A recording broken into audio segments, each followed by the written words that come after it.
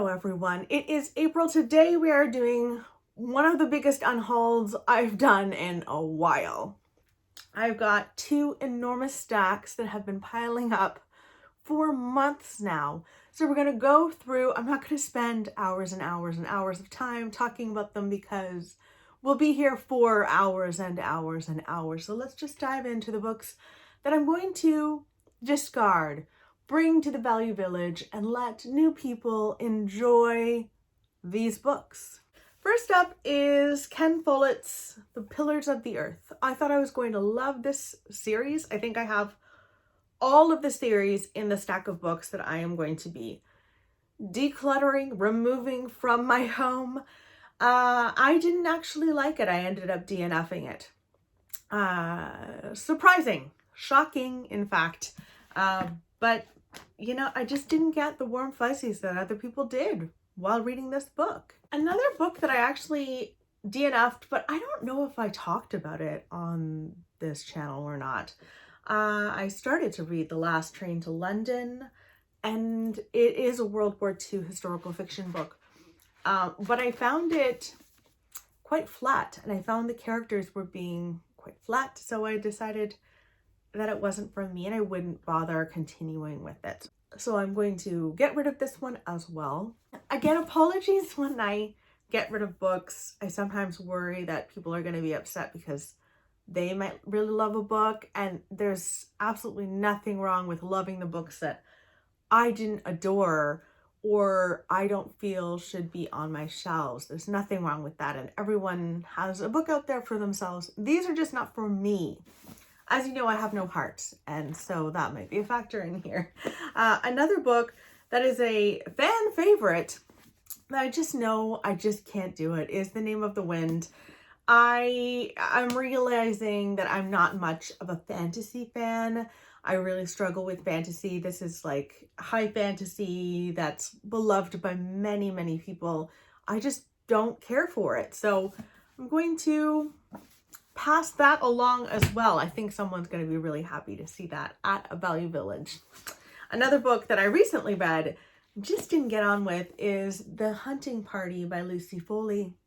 I'm thinking that my Lucy Foley journey is coming to an end. This is a thriller about a group of friends that go to stay at a kind of camp situation, cabin situation, and then somebody dies.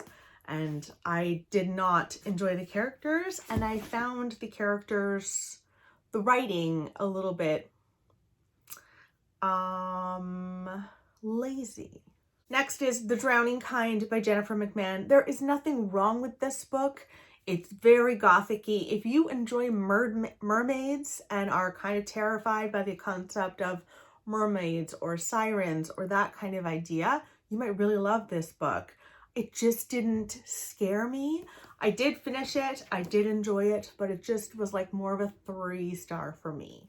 Speaking of decluttering, I do have to talk to you guys about Skillshare because they are sponsoring this video. I think I mentioned a couple of videos ago that I will be working with Skillshare over the next few months, and this is one of those videos that I'm working on with them. If you haven't heard of it, Skillshare is an online learning community that has hundreds and hundreds of classes. You can explore new skills, you can explore the talents that you already have. I'm currently working through a class right now called Decluttering with Low Energy by Susie Kell. I often feel not overwhelmed, but just like there's a lot on my plate. I have a full-time job, I have a toddler, I have a new puppy, I've got a YouTube channel. Just life is busy, and sometimes I don't feel like I can tackle decluttering in a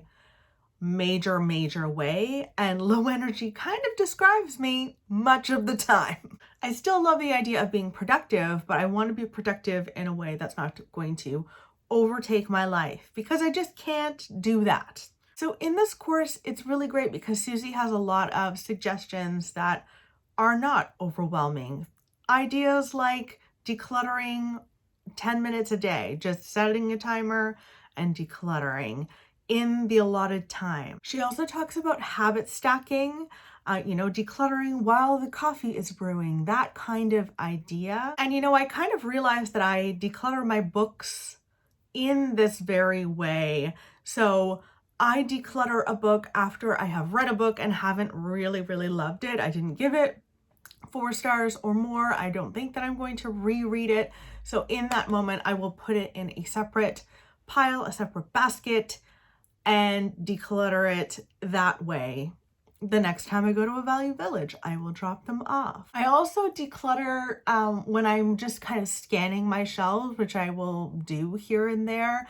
I'll look at my shelves and look at books that I've read and question whether or not I really loved them. Does it give me the warm fuzzies? If it does, it stays. But if it doesn't, maybe it should go into that basket. So Skillshare has classes like decluttering and organizing and minimalism, but it has so many more kinds of classes out there as well, from graphic design to self-care to interior design. It's just got so many hundreds of classes, and it is created specifically around learning. There are absolutely no ads when you're on Skillshare, and the first 1,000 people who click on the link that I have in the description box below for you guys will get a whole month free of Skillshare. So I hope that you will enjoy. Let me know if you end up taking the same class that I did, the Susie Cull class. It's very good and very interesting. Oh gosh, we've got more in the Pillars of the Earth series. A Column of Fire. Actually, World Without End is an entirely different series, but I just don't really enjoy his writing, so I'm just gonna, pass these along. Also, they're enormous, taking up like a huge amount of space on my shelves, and now I can declutter those and put more books on my shelves that I'm excited to read. Another book that I DNF'd and was kind of surprised by was Wolf Hall. I recently talked about this in my January wrap up. I thought I was going to love this, but I really am learning about myself that I don't love books centered around Henry VIII. I think I read a couple of Philippa Gregory books that were like that and just don't really care about that timeline. I feel like I learned so much about it in school that maybe that's the reason. That said, I mean, people adore Hilary Mantel, and I'm sure it's rightfully so. So if you're not strange like me and can't, for some reason, stomach that time period in literature, you might love it. Another thriller that I read that I just didn't love was Friends Like These by Kimberly McCreight. I do enjoy her writing style. This is again about a group of friends that get together and their secrets from their past that are essentially being threatened to come out, and people who will stop at nothing to keep them secret. I liked the dynamics between the friends, but at the end of the day, I didn't really care what was going on, and it wasn't very thrillery-esque. Like, I wasn't turning the pages to the extent that I wanted to be. So I'm going to pass this along as well. Now, a historical fiction book that I did finish but felt kind of meh about was The Girl You Left Behind by Jojo Moyes. I just felt like it was okay. This is a World War I historical fiction book. Did I say that? World War I, following a woman whose husband goes to war. The Germans come in and kind of take over the village, and a painting that her husband created of her vanishes at some point, and we follow where it goes in present day. Kind of goes back and forwards in time. There's a lot of romance in here. Again, no heart. And I found myself rolling my eyes a little bit because I just cannot stand romance. Okay, we've got another thriller, very wintry thriller. This is Alice Feeney's Rock, Paper, Scissors. Now, I will say, out of the lot of these books, probably would keep this one above them all.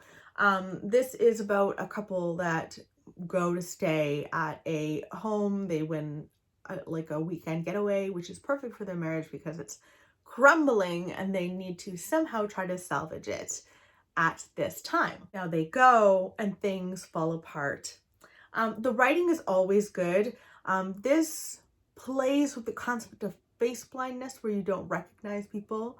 And I found it leaned too heavily on this. This is my least favorite Alice Feeney, but I really like Alice Feeney. So maybe worth a read, but I'm still getting rid of it. Now, a book that I feel a bit badly getting rid of because it was a very good book.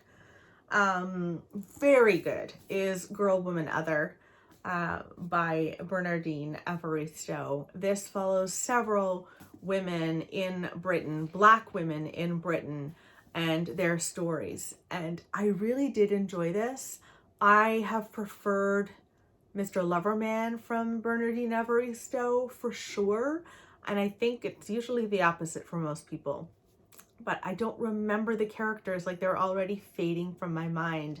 And I read this just last year, but yeah, I think I'm gonna pass that on to hopefully someone who will love it, because it is a really good book. Oh my gosh, yuck. A Good Girl's Guide to Murder by Holly Jackson. I found this an infuriating book, one of the worst books that I read last year. I know that that would be controversial for a lot of people because many people love this. This is about a girl in high school who is doing a class project, and she decides to look into the murder of a girl at her own high school who died, I think, like 5 years before. And the murder was pinned on the boyfriend, and she just doesn't believe it. And she interviews a bunch of people that, in my mind, would never take those interviews from her. And it really did drive me nuts. So no, goodbye. I'm so excited for that to be off of my shelves. Next is The Woman in White by Wilkie Collins. This was just kind of funny. Like, obviously it is a classic Gothic book, but I found myself kind of chuckling about the characters themselves. I found them to be a little bit absurd. The book was a little too long for me as well, but I mean, it is a classic. I am glad that I have read this, but I'm also glad for it to be gone from my shelves. Next is This Tender Land by William Kent Kruger. We read this for my book club. If you don't know, I have a little book club over on Patreon. And we did enjoy this book. Like, I feel like many people really, really enjoyed this book. And then there was me. I found it to be a little more religious than I was hoping it was going to be. And this is a very sad book that takes place in the 30s about a group of orphans who run away from a residential school that is terrible. And they run away and try to survive together. And I got very frustrated by one of the main characters quite a bit. But it was good. I think it was just slightly too religious for me. Next up is Nosferatu by Joe Hill. I find Joe Hill's writing and Stephen King's writing, which is Joe Hill's the son of Stephen King. I find their writing to be very similar, and I find Joe Hill's writing slightly drives me nuts. Like, the characters are truly annoying for me. And that happens a lot with Stephen King's writing too, where I cannot stand the characters. Like, they annoy me. Not because they're doing anything terrible, though sometimes they are, but they actually get on my nerves, and I just want to, like, smack them. You know, I just want a little smack. I do.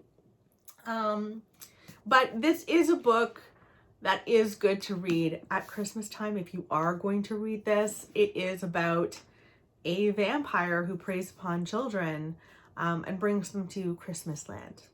I found it silly, not scary at all, not even a smidge scary, and yet it's horror. But I know that is a favorite though of Rachel over at the Shades of Orange. She loves that book, so definitely give it a whirl if the premise interests you. Next is a book that I actually have to bring this over to a friend of mine who is pregnant at the moment. This is Nurture, A Modern Guide to Pregnancy, Birth, and Early Motherhood and Trusting Yourself in Your Body. This is a stunning book. And I read this when I got pregnant the first time. That ended in a miscarriage. I did read it a little bit here and there when I was pregnant with Nora, and since then we've done IVF. It didn't work, and we are not planning on trying more for a child. So we're a family of 3 with a fluffy companion. And I don't need this anymore on my shelf. So I'm going to pass that on to my friend Jerica, who's pregnant. And that is the plan for that. I just discovered that one of my bookmarks was in one of these books. Oh, thank goodness. I'll keep this. I love those bookmarks. Similarly, I've got Precious Little Sleep. I will also pass that along to Jerica. It is about trying to sleep while taking care of an infant and the hardship of that, and trying to give you tips. And mostly I feel like it's just survive. In reality, that's the best advice anyone can give you. It will not last forever. Please try to survive. Sleep in another room if you need to. That's what worked for me. But this has all sorts of recommendations, and I did find this the best sleep book that I read about trying to sleep and trying to get an infant to sleep. But that's not saying much, because at the end of the day, I was just like, just try to survive. So anyway, we'll see if Jericho will want those. Next up is Hercule Poirot's Christmas by Agatha Christie. This is a Christmas mystery. I will say it was not as Christmassy as I thought it was going to be. And the atmosphere was not there for this book. And that made me quite sad. Like, I really wanted more atmosphere. So I'm going to get rid of this. It was nice to pick up a book that I was meant to be very Christmassy, but at Christmas, but it just didn't do it for me. Oh gosh, like 4 more books. We've got Malibu Rising by Taylor Jenkins Reid. I feel like if you read Daisy Jones and the Six by Taylor Jenkins Reid, you don't need to read this because it's so similar. It's so similar, and I just didn't really enjoy this at all. Next is Cloud Cuckoo Land by Anthony Doerr. This is a hard one because I feel like it was beautifully written. I mean, it's Anthony Doerr, and it really spoke to climate change, and I appreciated that. It was really heavy, like very, very, very heavy. So I struggled with it, and I don't think I want this on my shelves anymore, but it was very good. Very well written. I think I gave it 3 stars. Next is Nothing But Blackened Teeth. Most definitely, this is the scariest cover that I had on my shelves. Now it's leaving. I was not afraid reading this, and I found the characters to be annoying. There's so much dialogue, and I was like, just give me the goods, give me the scares, and it just did not provide that for me. Yeah, that one didn't work for me. This is like it's Japanese. Japanese? Is it Japanese? Oh, now I'm wondering.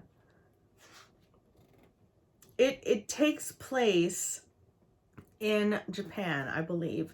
And it follows a group of friends who go to stay at this home where a bride was killed, and she haunts the home, and they go there together.